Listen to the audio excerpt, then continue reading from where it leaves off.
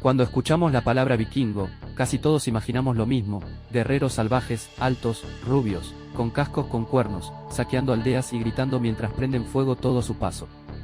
Pero casi nada de eso es cierto. Los vikingos no usaban cascos con cuernos, no eran simples bárbaros sin cultura, lejos de ser solo saqueadores, fueron comerciantes, exploradores, colonos, artesanos y navegantes extraordinarios. De hecho, llegaron a América 5 siglos antes que Colón, comerciaron desde Bagdad hasta el Atlántico Norte y construyeron una de las redes culturales más amplias de la Edad Media. Primero, una aclaración clave. Vikingo no era una etnia. Era una actividad. La palabra proviene del nórdico antiguo vikingr, que se refería a alguien que salía de expedición marítima, generalmente armada. Un campesino escandinavo podía ir de viking durante el verano, y volver a su granja en invierno. No todos los escandinavos eran vikingos. Y no todos los vikingos eran guerreros permanentes. Los pueblos que hoy llamamos vikingos provenían principalmente de Noruega, Suecia, Dinamarca.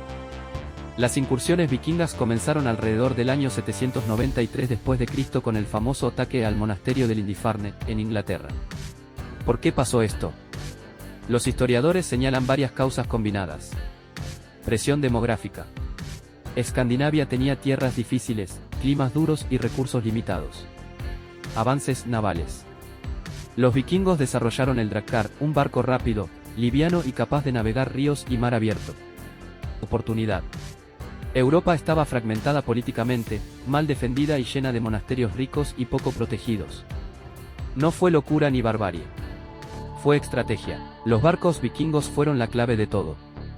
Sin sus barcos, los vikingos no existirían como fenómeno histórico. Los drakkar eran verdaderas obras maestras con casco flexible, quilla poco profunda y capacidad para remontar ríos y cruzar océanos. Gracias a esto atacaban por sorpresa, escapaban rápido y llegaban a lugares imposibles para otros pueblos. No eran improvisados. La navegación vikinga se basaba en la observación de estrellas, corrientes marinas, aves y la posición del sol. Si hay una razón por la que los vikingos pudieron cambiar la historia de Europa y llegar incluso a América, no fue su fuerza, ni su ferocidad, ni su religión. Fue su tecnología naval.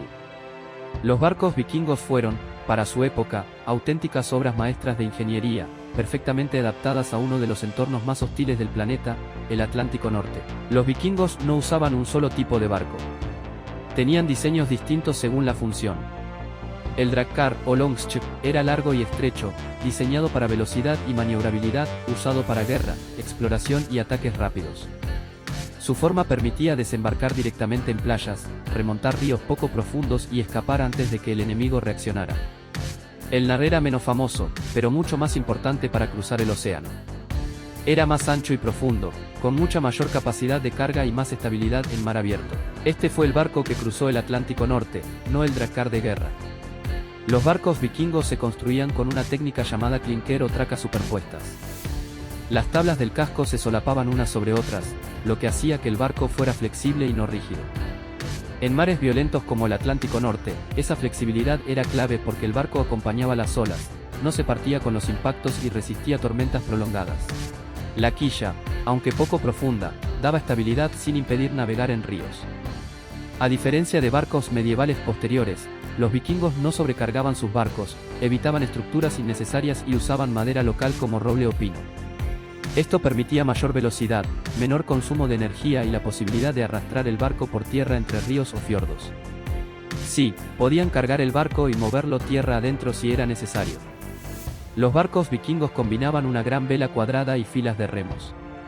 Esto les daba una ventaja enorme. Con viento favorable navegaban rápido, sin viento o en ríos usaban remos, y en maniobras delicadas tenían control absoluto. Las velas eran de lana tratadas con grasa animal para hacerlas impermeables. Eran pesadas, pero extremadamente resistentes. Los vikingos no tenían brújula, pero tampoco navegaban a ciegas. Usaban la posición del sol, las estrellas, las corrientes marinas, las aves, especialmente cuervos, el color del agua y la forma de las olas. Existen referencias históricas a la posible piedra solar, el espato de Islandia, que permitiría ubicar el sol con cielo nublado. No está 100% probado, pero es físicamente posible y coherente con su nivel técnico. Esto les permitió colonizar Islandia, llegar a Groenlandia y cruzar hasta América del Norte, todo sin instrumentos modernos. Se han encontrado barcos vikingos reales como Sever, Gokstad y Tum. Algunos fueron reconstruidos y navegados con éxito en mar abierto, demostrando que no solo podían cruzar el Atlántico, estaban diseñados para hacerlo. Los vikingos no dominaron los mares por casualidad. Lo hicieron porque entendieron algo fundamental, que un buen barco vale más que un gran ejército. Sus naves eran simples, eficientes, adaptadas al entorno e increíblemente avanzadas para su época. Gracias a ellas, un pueblo del extremo norte de Europa dejó huellas desde América hasta Asia. La sociedad vikinga tenía clases claras, pero también movilidad social. Los jarls eran la nobleza, líderes, jefes y grandes propietarios. Los carls eran hombres y mujeres libres, campesinos, artesanos y comerciantes. Los thralls eran esclavos.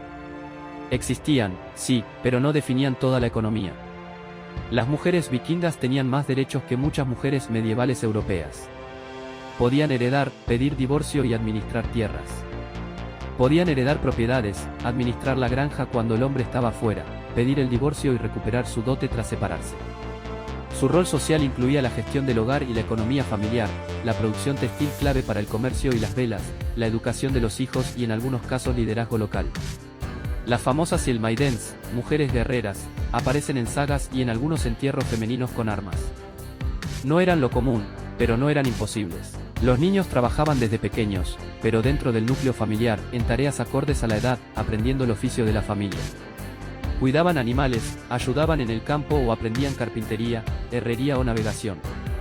No existía la idea de infancia prolongada moderna, pero los niños eran valiosos, no descartables.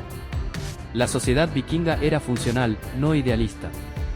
Un adulto sano trabajaba en el campo, la artesanía, el comercio o el mar. Los ancianos respetados transmitían conocimiento, leyes y tradiciones orales. Si alguien ya no podía aportar y no tenía familia, su situación era dura. No había sistemas de protección social, pero los ancianos con prestigio o familia eran respetados. La expectativa de vida suele malinterpretarse.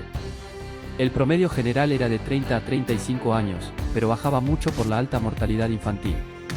Si alguien sobrevivía a la infancia, los adultos sanos podían vivir 50 o 60 años, incluso más. Las principales causas de muerte eran infecciones, partos, accidentes y violencia ocasional. No todos morían jóvenes ni en batalla. Los vikingos fueron comerciantes de pieles, ámbar y metales, artesanos altamente calificados y colonos estables. Fundaron ciudades como Dublín, York y Kiev, y mantuvieron rutas comerciales que llegaban hasta Bizancio, el mundo islámico y Asia Central. Se han encontrado monedas árabes en tumbas vikingas suecas. Los vikingos eran politeístas. Sus dioses no eran perfectos ni eternos. Odín era el dios del conocimiento, la guerra y la muerte. Thor era el protector de la humanidad y dios del trueno. Frey y Freyja representaban fertilidad, prosperidad y amor. Creían en el Ragnarok, el fin del mundo, donde incluso los dioses morirían y el destino no podía evitarse. Esto explica su visión del honor, donde morir bien importaba más que vivir mucho. Esto no es teoría, es arqueología. Alrededor del año 1000 después de Cristo los vikingos llegaron a América del Norte, en un lugar confirmado llamado Eliance Aux Meadows, en Canadá, probablemente liderados por Leif Erikson. No fundaron grandes colonias, pero llegaron, exploraron e interactuaron con pueblos indígenas, 5 siglos antes de Colón. Erik Thorvaldsson, conocido como Erik el Rojo, nació alrededor del año 950 después de Cristo en Noruega. Su apodo probablemente viene de su cabello y barba rojizos o de su carácter violento, ya que los apodos vikingos solían marcar rasgos visibles o reputación. La vida de Erik estuvo marcada por la violencia y el destierro. Su padre fue exiliado de Noruega por homicidio. Erik creció en Islandia y allí también fue desterrado por matar a otros hombres en disputas legales. El exilio no era una metáfora, significaba ser expulsado de la comunidad sin protección legal. Durante su exilio alrededor del año 982 después de Cristo, Erik navegó hacia el oeste y llegó a una tierra ya vista antes por otros, pero nunca colonizada con éxito. Esa tierra era Groenlandia. Erik hizo algo brillante desde el punto de vista político. La llamó Greenland, Tierra Verde, no porque fuera verde, sino porque un nombre atractivo ayudaba a reclutar colonos y necesitaba gente para fundar asentamientos. Funcionó. En 986 después de Cristo lideró una expedición que estableció el asentamiento oriental y el asentamiento occidental. Durante casi 500 años hubo presencia nórdica en Groenlandia. Erik fue el padre de Leif Erikson, quien llegó a América del Norte, Vinland, siglos antes de Colón. Erik nunca se convirtió al cristianismo, Leif sí, y fue quien introdujo el cristianismo en Groenlandia. Esto refleja el choque cultural de la época. Erik el Rojo no es un personaje mitológico. No es un dios ni un héroe legendario. Sin embargo, encarna arquetipos vikingos fundamentales. Representa al hombre del exilio, donde ser expulsado era peor que la muerte, y sobrevivir al exilio era una prueba de fuerza y destino.